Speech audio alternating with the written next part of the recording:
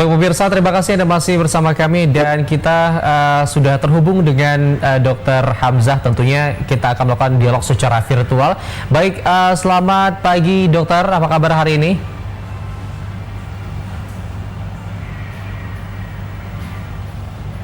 Recording in progress.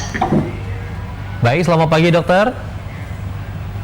Selamat pagi. Oke, apa kabar dokter? Assalamualaikum warahmatullahi wabarakatuh. Waalaikumsalam warahmatullahi wabarakatuh. Alhamdulillah baik. Alhamdulillah baik dok ya.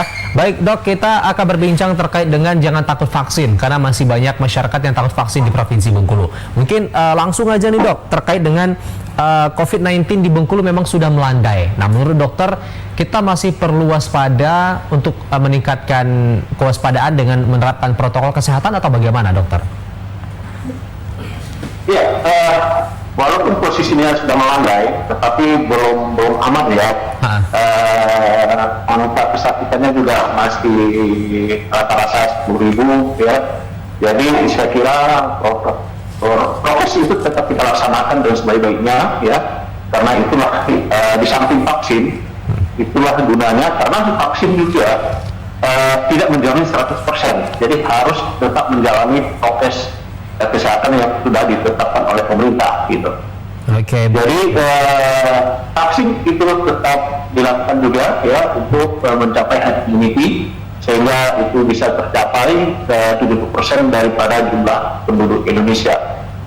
Oke, baik dokter. Nah, ini kan kita melihat dokter bahwasanya vaksin ini cukup terbukti untuk mencegah penularan COVID-19 di Provinsi Bengkulu dengan terbuktinya keadaan sudah melandai. Apa yang ingin dokter sampaikan kepada masyarakat, terkhususnya fungsi vaksin ini sebenarnya apa dokter seperti itu? Silakan. Oke, terima kasih. Fungsi vaksin ini kita tahu bahwa itu untuk membantu kekebalan tubuh ya, supaya antibodi yang terbentuk di dalam tubuh itu terjadi. Itulah gunanya vaksin. Nah, kita tahu bahwa vaksin itu adalah sesuatu yang dimasukkan ke dalam tubuh sehingga tubuh kita bereaksi membentuk antibodi. Nah, inilah yang diharapkan dengan adanya vaksin. Kita sudah divaksin, berarti kita sudah terlindungi dengan kalau vaksinnya COVID ya tentu terlindungi dari COVID, tapi tentu itu tidak 100% ya melindungi diri kita sendiri, tapi paling tidak kalaupun kita terpapar ya itu tidak begitu hebat gejalanya. Oke, baik. Berarti dokter ibaratnya ini tidak menjamin tidak terkena COVID begitu dok ya, tetapi ini melindungi tentunya dengan kekebalan tubuh yang lebih kuat seperti itu.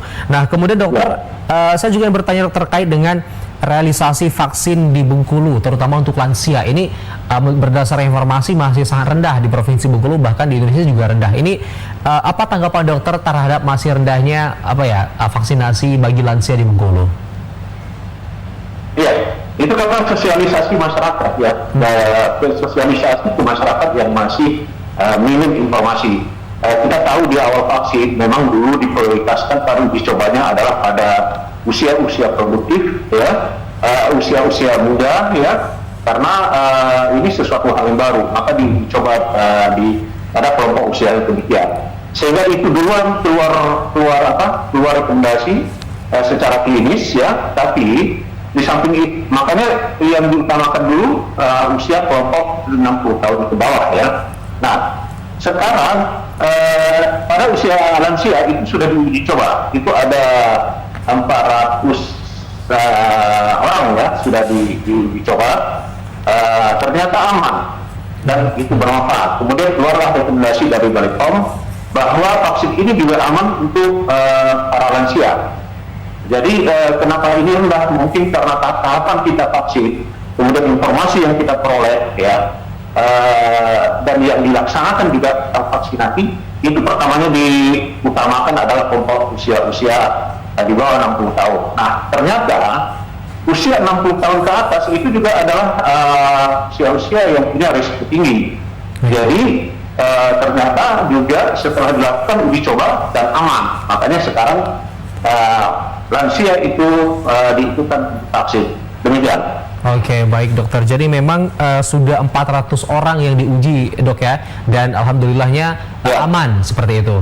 Nah ini juga menjadi informasi baru juga yang dapat pemirsa di rumah sebarkan bahwasanya untuk lansia ini sudah pernah diuji cobakan bahkan alhamdulillah aman. Nah ini bisa diberikan informasi dan juga dokter tadi mengatakan memang kita perlu untuk terus menyosialisasikan, menggiatkan informasi ini kepada masyarakat luas agar bisa memahami vaksinasi itu seperti apa. Karena terkadang informasi yang disampaikan juga yang didengar, yang didapat itu dari berbagai media dan lain sebagainya. Nah itu tentunya harus mendapatkan informasi yang valid tentunya bagi masyarakat di Provinsi Bengkulu. Nah kemudian dokter, saya juga mau bertanya terkait vaksin tadi dok. Sebenarnya apa perbandingan dokter bagi seseorang yang sudah vaksinasi dengan yang belum divaksin ketika terkena COVID? Nah itu bedanya apa itu dok? Sangat jelas ya bedanya, karena yang sudah divaksin mereka sudah punya senjata untuk melawan virus ya. Cuma yang belum divaksin itu berarti dia belum punya senjata. Ya, nah makanya waktu virus itu masuk itu lebih enak dia masuk kepada yang belum divaksin. Pasti itu kenanya lebih parah gitu ya dibandingkan yang sudah divaksin gitu. Jadi logikanya seperti itu, bahwa yang sudah divaksin dia sudah punya senjata, sedangkan yang belum divaksin dia belum punya senjata apa-apa. Jadi kalau diserang itu dia tidak punya daya lawan ya, sedangkan yang sudah divaksin dia punya daya lawan karena dia punya senjata. Seperti itu logikanya. Ya, tapi kadang-kadang walaupun kita punya senjata ya, pada saat-saat tertentu kita mungkin senjata kita ternyata vaksin lebih kuat dari senjata kita, tapi kita tidak begitu fatal ya kalau kita diserang oleh vaksin gitu. Kalau kita diserang oleh COVID ya, kalau kita sudah divaksin itu tidak begitu fatal. Oke, baik dokter. Jadi memang yang belum divaksin itu mungkin virusnya lebih leluasa, lebih mudah masuk ya dokter ya, berarti ya. Ya betul. Oke, baik. Nah dok, saya juga ingin bertanya terkait dengan tenaga kesehatan dokter. Ini berdasarkan informasi tenaga kesehatan terutama yang berkaitan langsung dengan penanganan COVID-19 ini vaksinnya 3 kali dok. Nah ini apakah memang diakibatkan karena nakes ini selalu berinteraksi dengan pasien atau memang sudah aturannya harus 3 kali dokter? Itu akibat kita melakukan vaksin tidak serentak ya. Jadi seharusnya kita mau melakukan vaksin itu serentak ya, itu sebenarnya cukup 2 kali. Tapi karena ini kita tidak bisa serentak melakukan vaksin.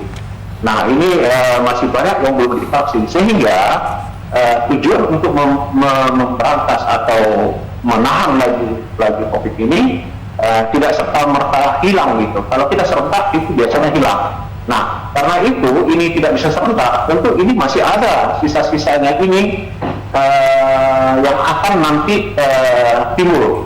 Nah, mereka pertama tentu akan datang ke nakes, apalagi yang tanpa gejala ya. Jadi sehingga nakes perlu divaksin ulang ya, setelah booster ya, divaksin booster sekali lagi untuk meningkatkan daya tahan tubuh daripada tenaga nakes, karena nakeslah tempat nanti orang-orang datang untuk berobat yang mempunyai risiko terbesar untuk tertular lagi gitu. Oke, baik dokter.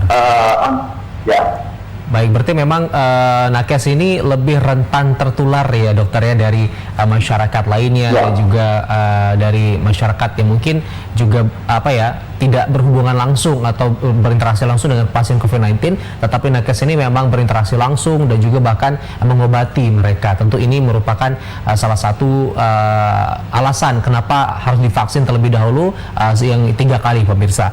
Nah, ini juga saya ingin bertanya dokter terkait dengan mengapa orang yang sudah divaksin tetapi masih juga terkena virus corona atau masih terjangkit COVID-19. Tetapi tahan sejenak dokter, kita akan jeda sejenak, jadi dokter bisa jawab setelahnya. Dan untuk pemirsa di rumah tentunya jangan kemana-mana, tetap bersama kami hanya di Selamat Pagi Bengkulu.